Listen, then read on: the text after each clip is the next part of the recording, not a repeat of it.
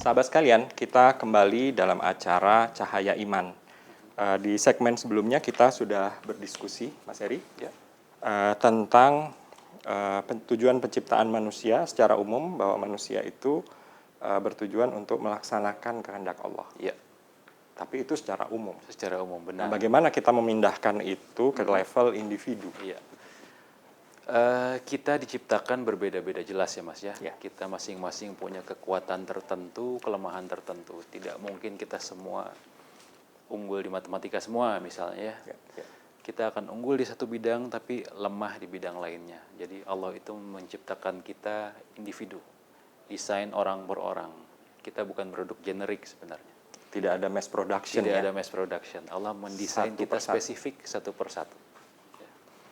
Nah, ada hadis yang menarik dari Rasulullah SAW. Saya izin membacakannya, Mas ya. Ya, silakan. Hadis Bukhari.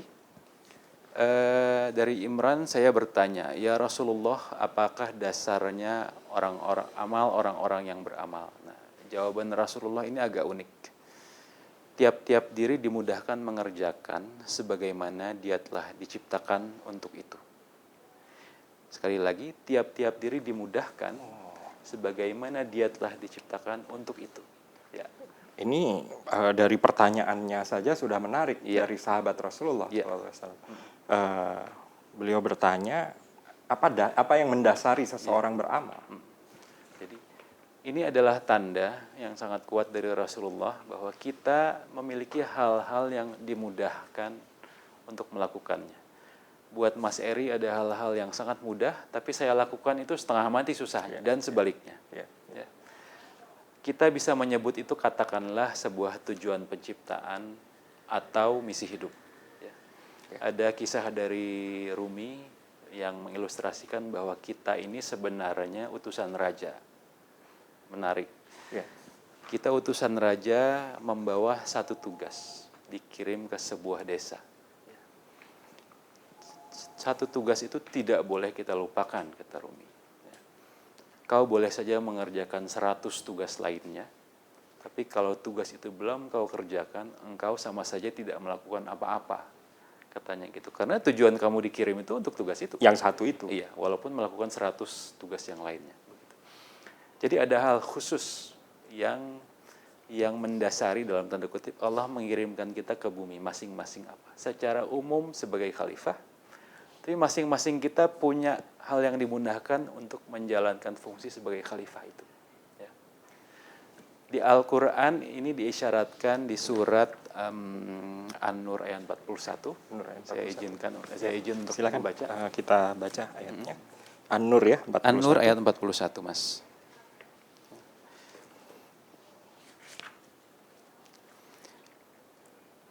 Tidakkah engkau tahu bahwa Allah yang Surat An-Nur ayat 41, Mas. Tidaklah engkau tahu bahwa kepada Allah lah bertasbih apa yang di langit dan di bumi, dan juga burung yang mengembangkan sayapnya. Masing-masing sungguh telah mengetahui cara sholat dan bertasbihnya. Jadi burung bertasbih. Burung bertasbih. Ya. Dikatakan bahwa burung bertasbih di sini dengan mengembangkan sayap. Ya. Di sana ada kata yang menarik juga bahwa masing-masing itu tahu cara sholat dan tasbihnya. Ketika dikatakan bahwa seluruh alam semesta bertasbih,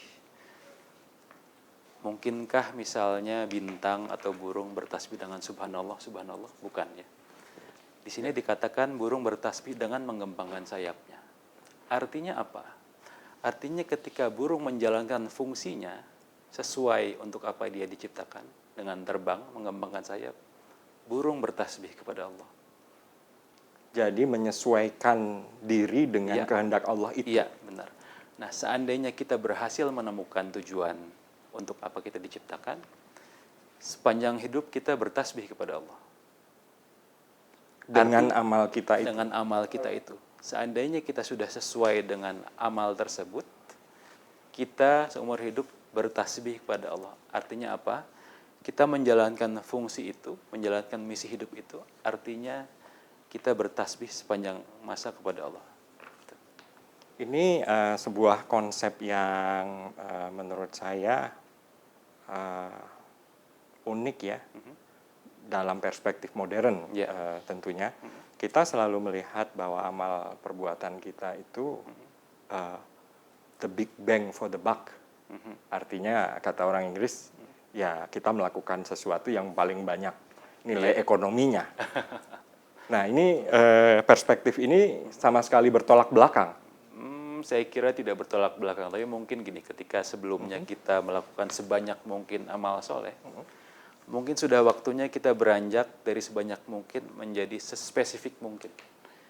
Sesuai dengan kita mudah dalam hal apa, maka disitulah mungkin kemungkinan besar tempat kita amal solehnya di mana.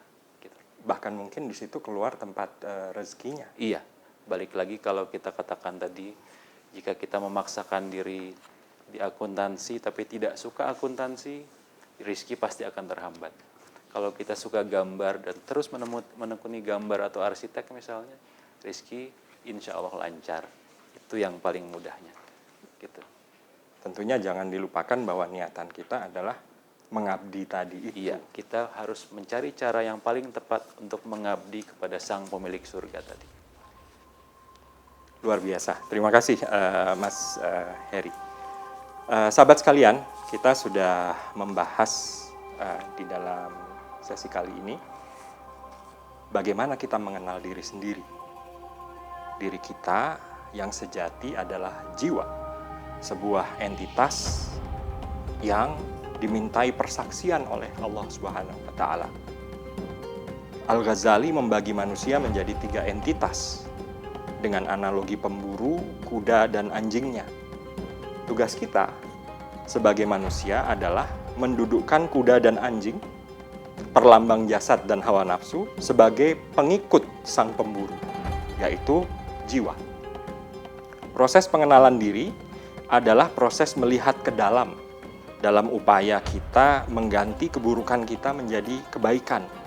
Manusia diciptakan sebagai alat Allah untuk merahmati alam semesta kita masing-masing. Sahabat sekalian, itu adalah penghujung episode kita kali ini. Kita ucapkan terima kasih pada narasumber kita, Mas Heri Mardian.